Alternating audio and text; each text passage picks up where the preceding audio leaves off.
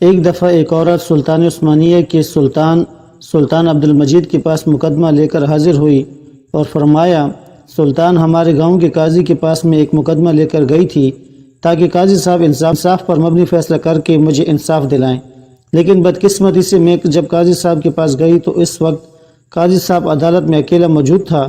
قاضی صاحب میرے حسن کو دیکھ کر پاگل ہو گیا اور اس نے مجھے بدکاری کی دعوت دی۔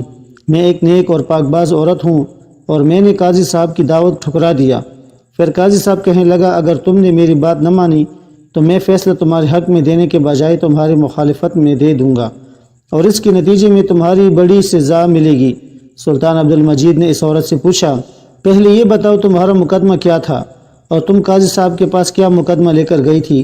تو وہ حسین و جمیل عورت کہنے لگی، سلطان معظم، ایک دن میں خیمہ میں دوپہر کے وقت بیٹھی ہوئی تھی اور مجھے باہر گھوڑی کی آواز سنائی دینے لگی۔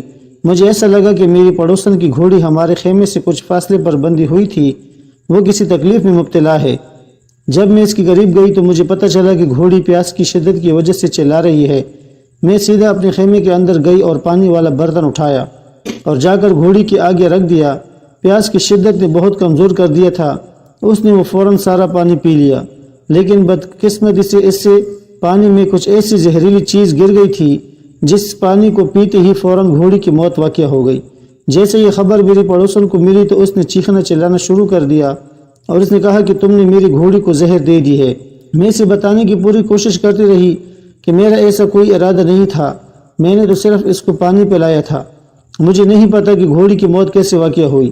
یہ سن کر میری پڑوسن نے آ کر میرے خیمے کے پاس میری اپنی بندھی ہوئی میری قیمتی اور میری سب سے زیادہ پیاری گھوڑی بندھی ہوئی تھی، وہ آ کر اس نے کھولی اور کہا کہ جب تک تم میری گھوڑی کی قیمت ادا نہیں کرو گی اس وقت تک تمہیں تمہاری گھوڑی نہیں ملے گی۔ یہی میں مقدمہ لے کر قاضی صاحب کے پاس گئی اور کہا کہ آپ انصاف پر مبنی فیصلہ کریں، کیونکہ میں نے جان بوجھ کر اس گھوڑی کو زہر نہیں دی، یہ غلطی تھی یا پھر ایک حادثہ تھا۔ جب میں قاضی صاحب کے پاس گئی تو قاضی صاحب عدالت میں نہیں تھا۔ مجھے محافظوں نے بتایا کہ قاضی صاحب قبیلہ جا چکے ہیں۔ میں سیدھا قاضی صاحب کے خیمہ کے دروازے پر پہنچ گئی، پھر قاضی صاحب کی اجازت پر میں اندر چلی گئی۔ میں نے قاضی صاحب کو اپنی بات تفصیل سے بتائی، لیکن قاضی صاحب مجھے دیکھ کر میرے حسن کا دل دادہ ہو چکا تھا اور میرے جسم کو للچائی نظر سے دیکھنے لگا۔ پھر قاضی صاحب نے کہا کہ اگر تم میرے ساتھ بستر پر کچھ وقت گزارو تو میں تیرے حق میں فیصلہ دے دوں گا۔ جب میں نے اس کی دعوت قبول نہیں کی تو اس نے خیمے کا دروازہ بند کر کے مجھے رسیوں سے باندھ کر اور میرے منہ پر کپڑا باندھ کر میرے ساتھ زبردستی زنا کیا۔ جب میں خیمہ سے باہر نکلی اور چلانے لگی کہ قاضی صاحب نے میرے ساتھ زیادتی کی ہے تو الٹا اس کے سپاہیوں نے مجھے دھکے دے کر وہاں سے نکال دیا۔ میرے پاس انصاف لینے کے علاوہ اور کوئی چارہ نہیں تھا، اس لیے میں بڑی مشکلوں سے آپ کے سامنے حاضر ہوئی ہوں۔ یہ سن کر سلطان عبدالمجید نے کہا کہ تیری بات بالکل درست ہے، لیکن تمہیں اپنا فیصلہ کسی شہر کے قاضی کے پاس لے کر جانا چاہیے تھا، نہ کہ ایک سلطان کے پاس۔ میرے پاس اتنا وقت نہیں کہ میں آپ کے مقدمے کو حل کر سکوں، لہٰذا میں قاضی کو پیغام بھیجوا دیتا ہوں کہ وہ انصاف پر مبنی فیصلہ کریں۔ یہ سن کر وہ عورت گڑ گڑانے لگی اور کہا، قاضی صاحب کبھی چور چور کو پکڑتا ہے، کبھی مجرم مجرم کو پکڑتا ہے۔ یہ سن کر سلطان نے کہا، نہیں۔ تو پھر وہ عورت کہنے لگی، سلطان معظم، اب آپ ہی بتائیں کہ ایک قاضی دوسرے قاضی کی مخالفت میں کوئی فیصلہ دے گا اور دوسری طرف ایک عام عورت۔ یہ سن کر سلطان معظم نے فرمایا کہ اگر ایسی بات ہے تو میں خود ہی تمہارا فیصلہ کر دیتا ہوں۔ سلطان عبدالمجید کے حکم پر قاضی صاحب کو بلایا گیا اور چند ہی لمحوں کے بعد قاضی صاحب سلطان کے سامنے حاضر ہو گیا۔ سلطان عبدالمجید قاضی صاحب سے مخاطب ہو اور کہا، کیا یہ عورت سچ کہہ رہی ہے؟ کیا تم نے اس کے ساتھ بدکاری کی ہے؟ یہ سن کر قاضی صاحب فرمانے لگا، نہیں سلطان معظم، میں نے اس عورت کو ہاتھ تک بھی نہیں لگایا۔ پھر سلطان نے کہا، ایسی کیا وجہ کہ تمہارے ساتھ اتنے سخت الفاظ کیوں بول رہی ہے؟ اس کے پیچھے کیا حقیقت ہے؟ جب سلطان عبدالمجید نے قاضی صاحب کے دلائل سنے تو اس نے کہا کہ سلطان معظم، یہ عورت میرے پاس مقدمہ لے کر آئی، میں نے اس عورت کی بات پوری توجہ اور تفصیل سے سنی اور میں نے یہی فرمایا کہ میں دوسری طرف کی بھی دلائل سنوں گا اور گواہان کی گواہی کے بعد اس مقدمہ کا فیصلہ ہوگا، اس لیے تم کل صبح میری عدالت میں حاضر ہو جانا۔ یہ سنتے ہی اس عورت کے تیور بدلنے لگے اور اس نے کہا کہ تم نے اگر میرے حق میں فیصلہ نہ کیا تو میں تمہیں بدنام کر ڈالوں گی، حتیٰ کہ اپنے حق میں فیصلہ دلوانے کے لیے اس نے مجھے اپنے جسم کی بھی پیشکش کی۔ جب اس عورت کی بات ماننے سے انکار کر دیا تو مجھے یہ بھی دھمکی دی کہ تم عورت کی طاقت کو نہیں جانتے۔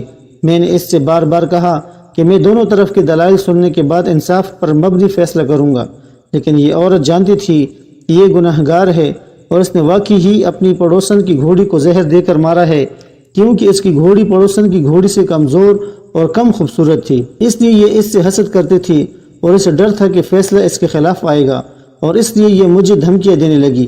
جب میں نے اس کی بات نہیں مانی تو اس نے مجھ پر یہ گھناؤنا الزام لگا کر آپ کے پاس آ گئی۔ آپ چاہیں تو قبیلہ والوں سے پوچھ لیں یا خیمہ کے دروازے پر موجود محافظوں سے معلوم کروا لیں۔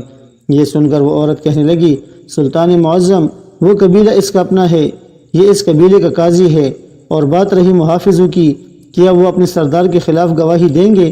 اس لیے میں ان دونوں باتوں کو نہیں مانتی کہ اب آپ ہی بتائیں کہ ایک عورت اپنی عزت کو خاک میں ملا کر کسی مرد پر اس طرح کا گھناؤنا الزام لگا سکتی ہے، اور وہ بھی اتنے بڑے قاضی پر۔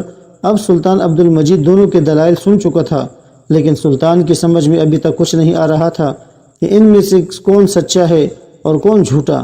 اس عورت کے پاس نہ کوئی ثبوت تھا اور نہ ہی قاضی صاحب کے پاس کوئی ٹھوس ثبوت تھا جس سے ان دونوں میں کوئی بے گناہ ثابت ہو سکے۔ تھوڑی دیر سوچنے کے بعد سلطان عبد المجید نے حکم دیا کہ ایک بڑا سا برتن لے کر آؤ۔ سلطان کے حکم پر ایک بڑا سا برتن حاضر کیا گیا۔ پھر سلطان نے حکم دیا کہ اس میں چشمے کا صاف شفاف اور پاک پانی ڈالو۔ برتن میں آئینے کی طرح صاف شفاف پانی ڈالا گیا۔ اس کے بعد سلطان عبد المجید نے قاضی صاحب کو حکم دیا کہ قاضی صاحب، آپ اس برتن میں لباس سمیت اپنے پورے جسم کو ڈبو دیں، یعنی اس طرح ڈبوئیں کہ جیسے آدمی چشمے میں نہاتا ہے۔ قاضی صاحب نے سلطان کے حکم کی تعمیل کی اور فوراً اس برتن کے اندر پیر رکھ کر نہانے لگا۔ سارے درباری حیران تھے کہ سلطان معظم کیا کر رہے ہیں۔ اس کے بعد سلطان عبد المجید نے حکم دیا کہ میرا اپنا ذاتی گھوڑا لے کر آؤ۔ تھوڑی ہی دیر گزر گئی، سلطان کا گھوڑا سامنے حاضر ہو گیا۔ اب سلطان عبد المجید نے کہا کہ وہ پانی والا برتن میرے گھوڑے کے سامنے رکھو۔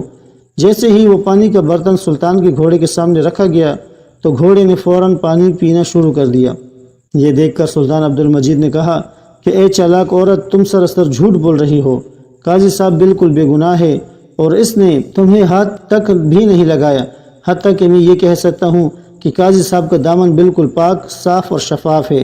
یہ سن کر تمام درباری بڑے حیران ہوئے کہ ایک برتن میں نہانے اور گھوڑے کے پانی پینے سے کیسے پتہ چلا کہ قاضی صاحب بے گناہ ہے اور عورت گناہ گار ہے۔ تو یہ سن کر ایک وزیر بول پڑا، سلطان معظم، آپ کو کیسے پتہ چلا کہ قاضی صاحب بے گناہ ہے اور یہ عورت جھوٹ بول رہی ہے؟